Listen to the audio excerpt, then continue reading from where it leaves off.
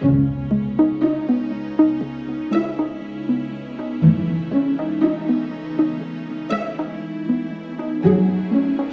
Italia adalah negara Eropa yang paling terkena dampak COVID-19.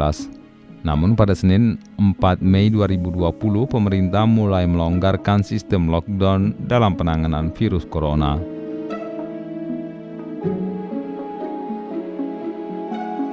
Negara Italia mengklaim puncak darurat COVID-19 di negara itu telah berlalu.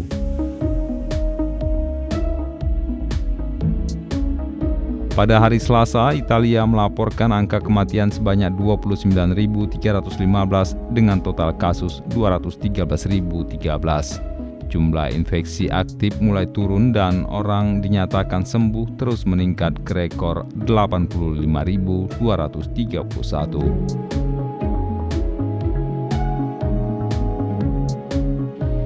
Sebagian besar pasien telah meninggalkan perawatan intensif.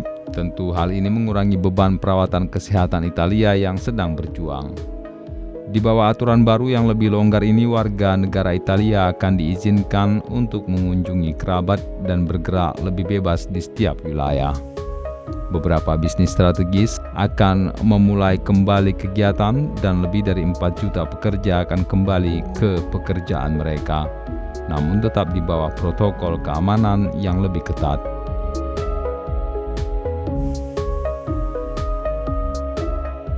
Perdana Menteri Italia, Giuseppe Conte, telah memperingatkan bahwa ilmuwan akan memonitor dengan cermat kurva penularan selama fase 2 dan jika infeksi kembali meningkat, daerah-daerah dapat menerapkan kembali aturan lockdown yang lebih ketat secara lokal.